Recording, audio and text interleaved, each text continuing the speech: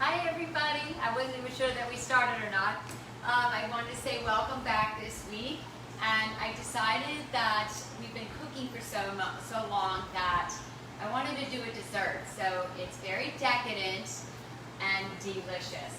Hence my apron. It's going to be something with chocolate. It's not completely chocolate, but it has like a chocolate nice finish to it. Being that's my favorite dessert, anything chocolate. I actually have a glass of chocolate milk most days. So I wanted to kind of bring that in and share one of my favorite desserts with you guys. If you were following along with me on Facebook, I posted that we were making profiteroles today.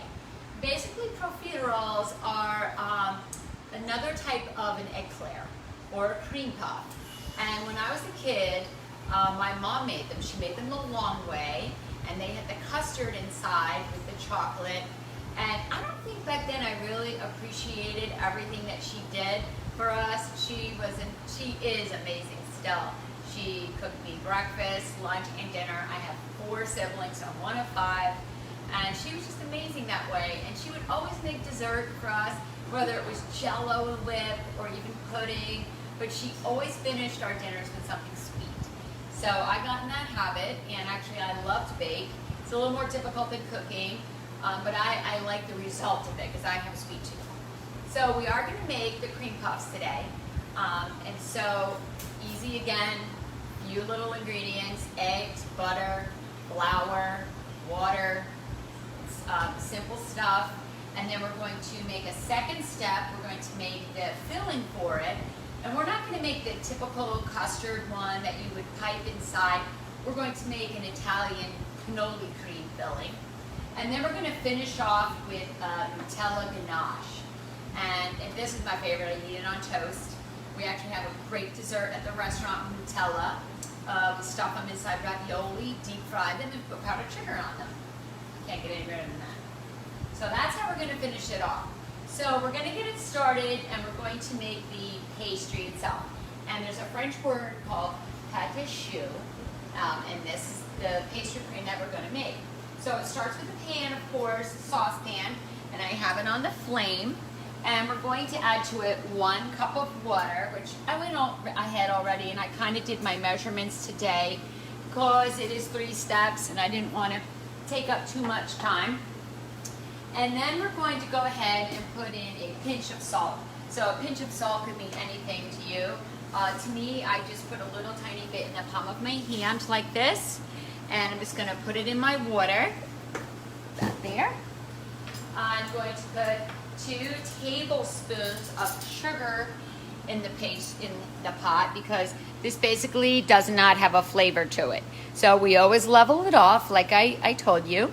And we're going to put 1 tablespoon and 2. So while the water is getting hot, I'm going to go ahead and I'm going to add in 1 stick of butter, which is 8 tablespoons. So we're going to bring this out. Didn't really have to be room temperature because this is going to melt in this pot. But I am going to cut it a little bit because I find that whenever you cut butter up into chunks like that, it just kind of melts faster, and that's what we're looking to do today. So I'm going to go ahead and I'm going to drop these in here just like that, and they're going to start melting fast because anytime you cook on a gas stove with a flame, it cooks very fast. I tried to do this with my oven at home. I have an electric one. It took a little bit longer. Can't really regulate the flame on that. Okay, so we're going to stir this around, and everything's melting already. And I wanted to share something with you guys. You know, this business is tough. You know, some nights we go home so excited. We've had a great night. Some nights we go home very deflated and tired. And, you know, this business is hard anyway, but during this whole flu thing or this virus thing, it's been a little tougher. And doing these videos has really helped me stay on track and not focus on negativity.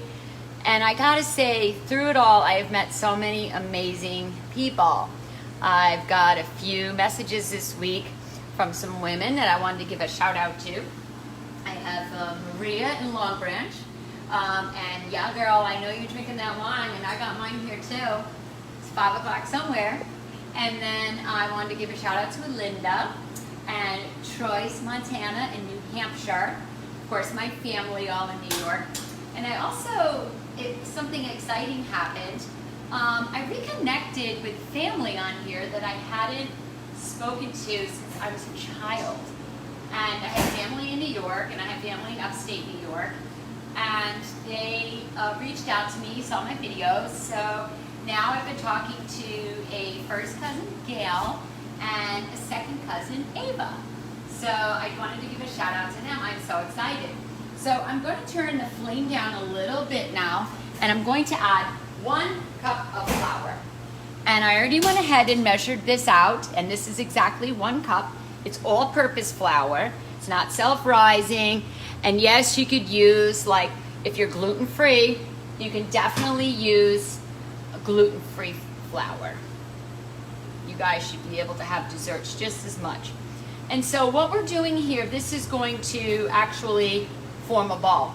And we're cooking the flour, and like I always tell you guys, flour is raw. So you want to get that raw flavor out of there. So you just want to heat it through.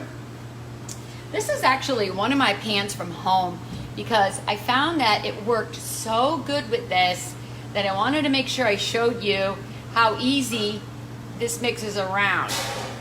But you know, every time I bring stuff here, I forget to bring it home. So now the restaurant has better stuff than I do at home. So I keep buying new, and then I just keep leaving it here.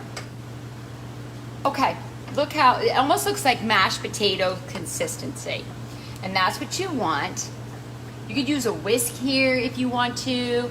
I didn't really find it necessary.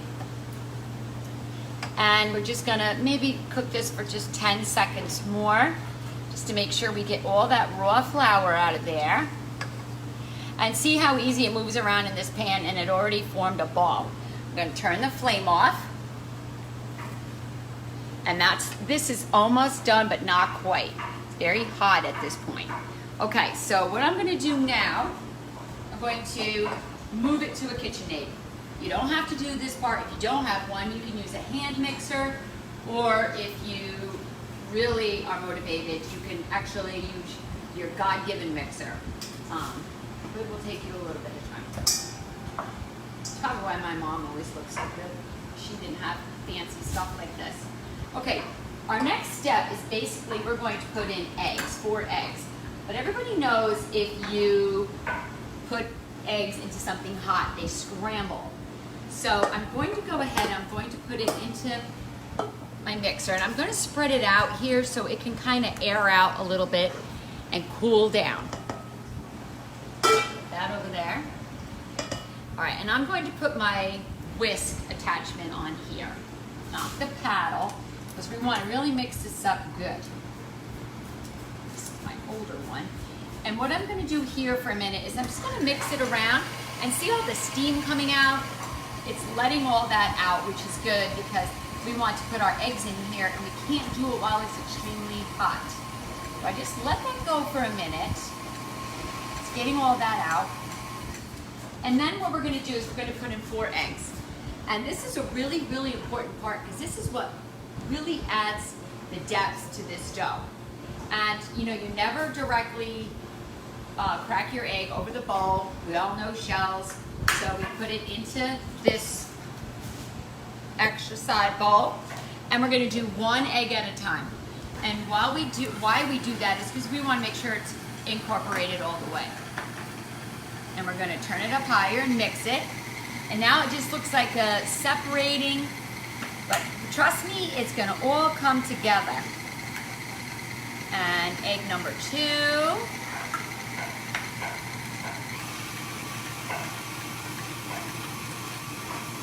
And egg number 3. These are just a large egg. You know, if you don't have large, if you have medium, I would put an extra one in. Mixing around. And 1 more. All right, clean as I go. Okay, now notice it's coming together and it's getting creamy. went from looking like mashed potatoes to all separated, and now it's nice and creamy. So what I'm gonna do is I'm gonna stop this mixer for a second, and I'm gonna scrape the sides just to make sure everything's incorporated in here, and I'm just gonna let it go one more time.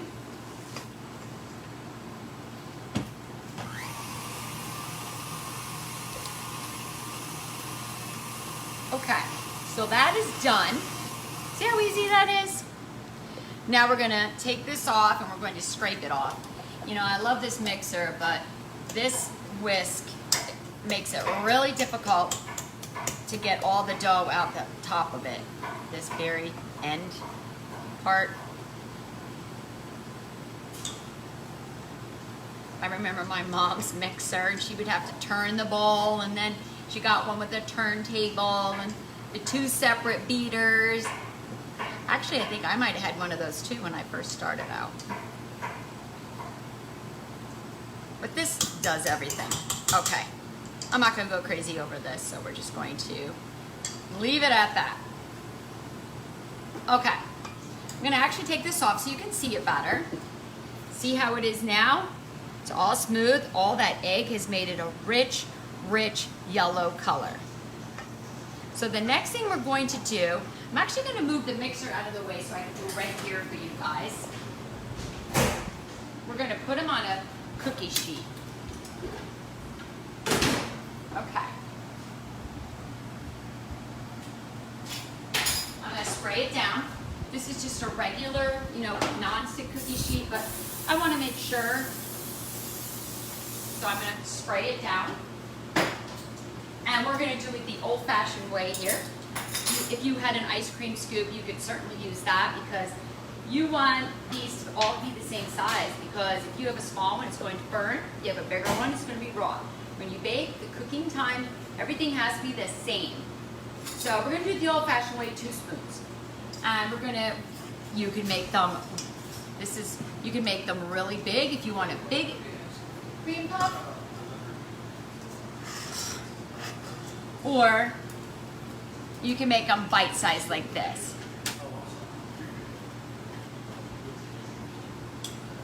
And you just take this spoon and then you push it off like that, and you get a perfect little circle. And you can, you know, kind of shape it together. This should make either, if you make them small, it'll do 15. If you make them the size I'm making it, it's probably going to make 12.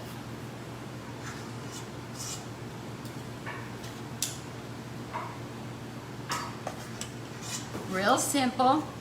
You know, we're just using basic tools here.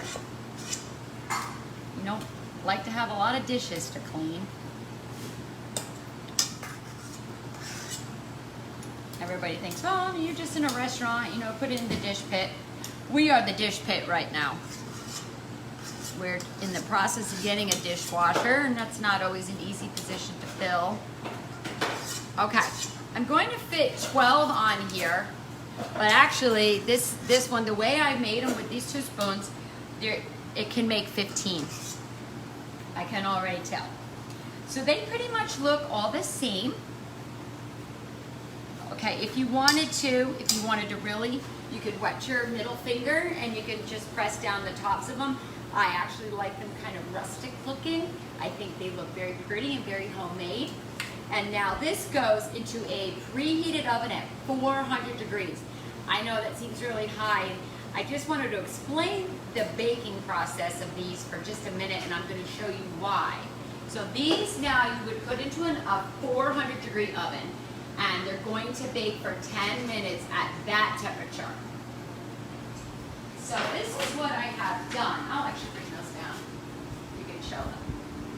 I actually have them done. I made them at home yesterday, and this is the same. This is what they come out like. They're, you know, a little bit crispy on the top, and that's what you want. And putting them at the 400 degrees gives them that quick puff, and it kind of gives them that brown color.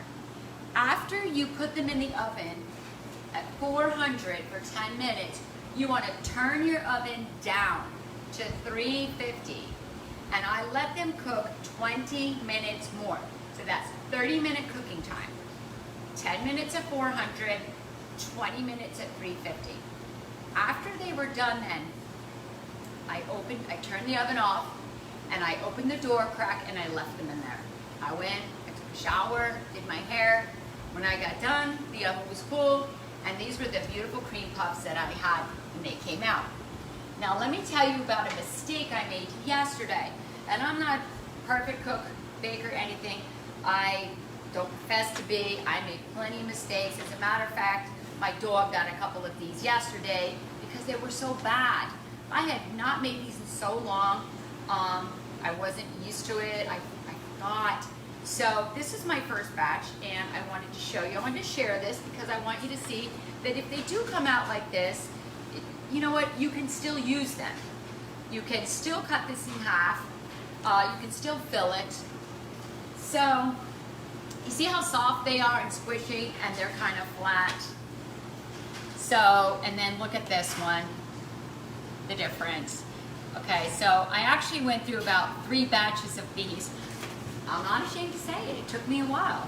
So if you do happen to, you know, if they fall, don't be upset. Just stuff them anyway and try them. But the secret really is, I was so frustrated. 3 batches later, I called my friend Antoinette again. She helped me with the focaccia. I called her, or I spoke with her in Connecticut. She's an amazing baker. And I said, help me, I don't know why they're falling. And so she told me, 400 degrees, 10 minutes, turn it down to 350, 20 minutes there.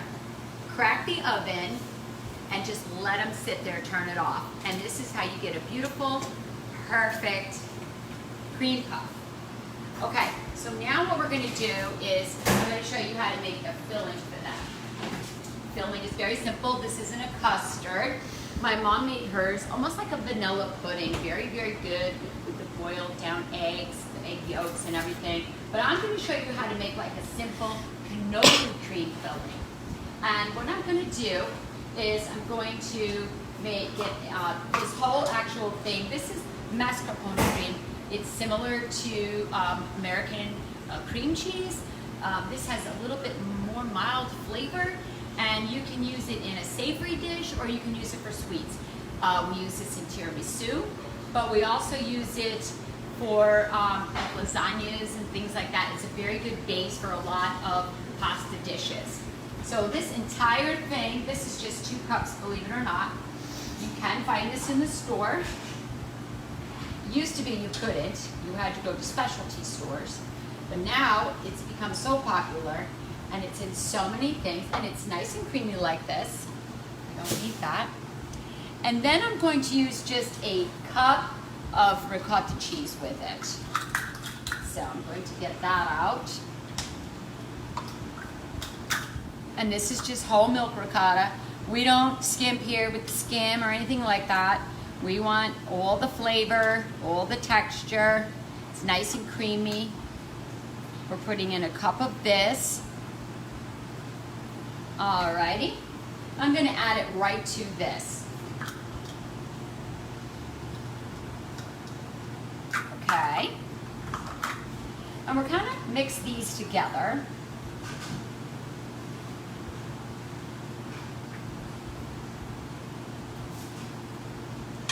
Right here, and now we're going to add in here some cinnamon.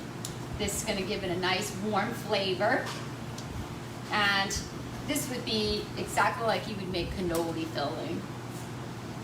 And we're going to give it some cinnamon. And then we're going to mix this around. And then we're going to add powdered sugar. Now in here I have a half a cup. Don't think I'm going to be able to use all of it. I don't like it too sweet. So I'm going to add it in to taste.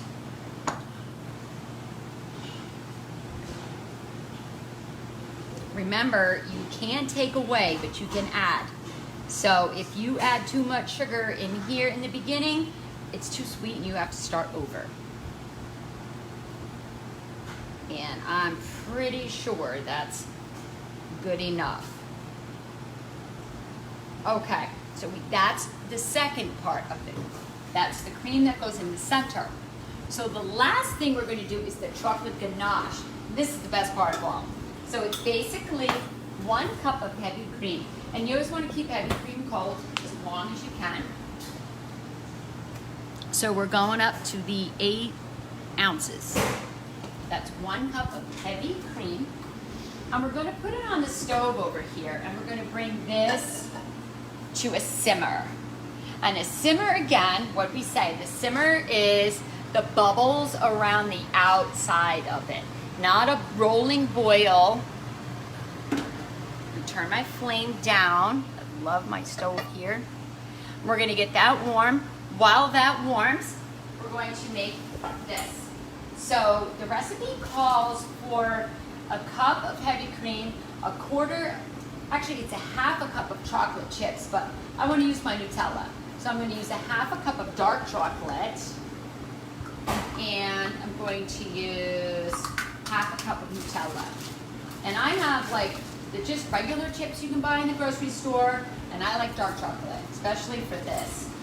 So I'm just going to use a half a cup. I made this at home yesterday just to make sure everything was perfect. And I said, well, maybe I should use the ganache for today, but I ended up putting it on strawberries and everything else. So I couldn't bring it, but I wanted to show you guys. Okay, and then we have the Nutella. So we're going to put some of this in, and this is also a quarter of a cup, I know. So together it's going to equal a half.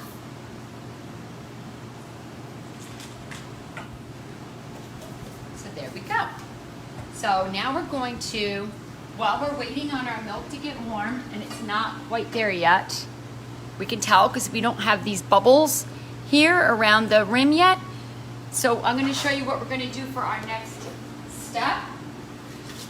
We're going to cut the profiteroles, and we're going to start to fill them. So you have a choice with these. You could basically take a piping bag and put the cream in there, and you could put it in and fill them up. And that's a typical cream puff, how you do that. Or you can cut them in half, like I like to do, and make them like a little sandwich. So you just cut them like this. See how airy they are on the inside? All that egg and the steam just made them so light and like this. And when you fill them with that cream, it gets in those pockets. It's just delicious. I'm going to cut these in half. And they don't have to be perfect. See, they're all different. That's what makes them rustic and homemade. And I'm going to cut another. And I'm using a serrated knife here. See, serrated means it has these little teeth on the end.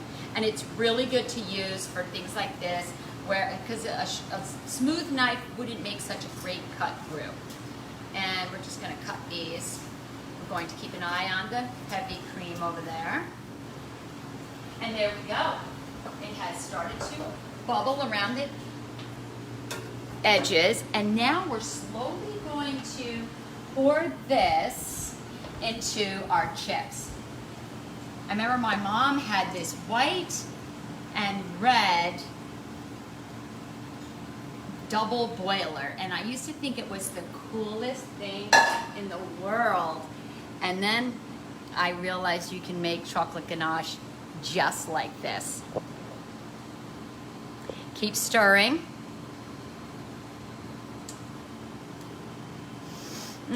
It smells like a hot cocoa at the moment. See how it's getting darker? Because all the chips are melting now.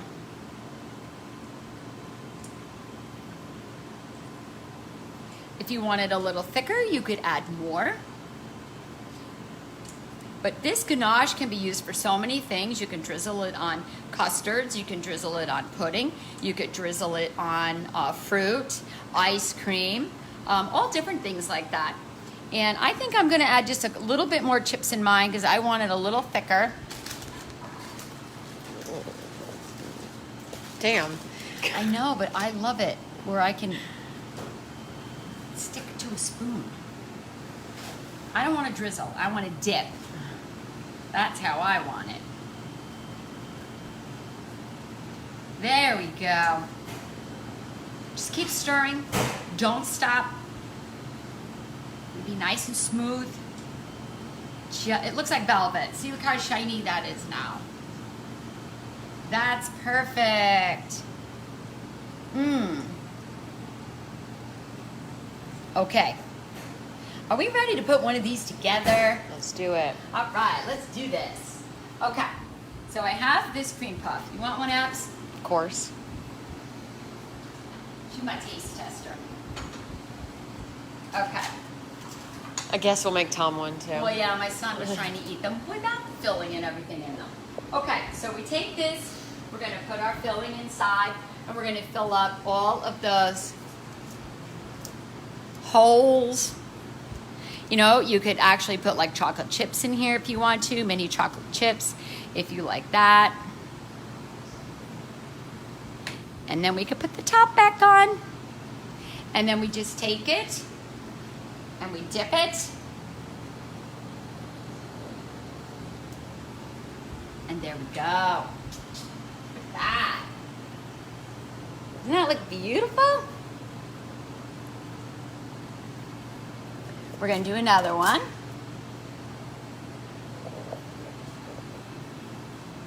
Fill in those holes.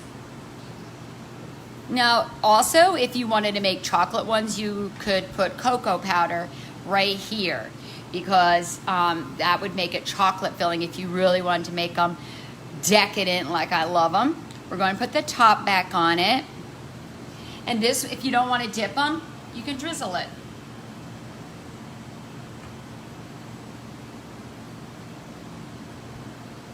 How beautiful they are. I guess we can make him one, huh? Want one there, Butchie? Yeah? Yes, my wine vendor is here. Thank God. I'll be right there. There we go. We're going to cover this up. I'm going to dip mine.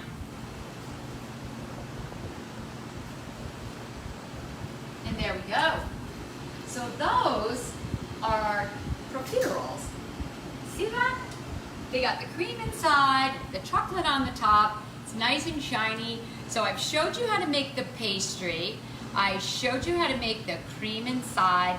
And then I showed you how to make this ganache that is so, I mean, I could literally drink this whole bowl of this. Of course I would never, but you could use it for so many things. It's very versatile. This is wonderful in cannoli shells.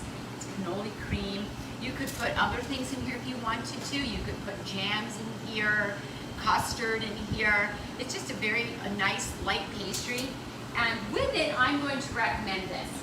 This is a wine, a dessert wine. And this is called Sangue di Giuda. You cannot find it in the stores. We carry it here at Amici's.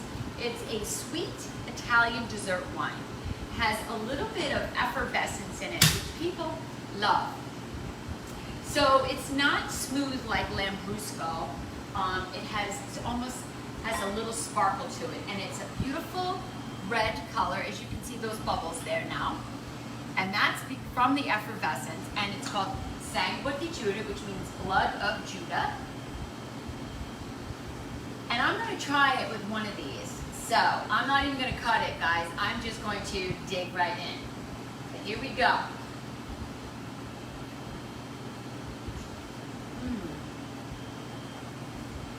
So good. Look at all the cream, chocolate. It's so decadent and delicious. I'm telling you, your family is going to love these. It's very easy. Just remember the cooking times that I told you. Don't be ashamed if it doesn't come out right. Who knows, you may do it right the first time and you don't even have to worry about it. Try it with a nice glass of wine. Here's to my friends that reach out to me and all the new friends that I've made. I've really enjoyed these, and I want to let you know next week we're going to make pasta primavera. Primavera meaning spring in Italian. It's a time where all the vegetables come out. Our gardens are blossoming. So we're going to take those vegetables and put them with pasta, and we're going to make a delicious dish next week. Cheers, guys. Here's to chocolate.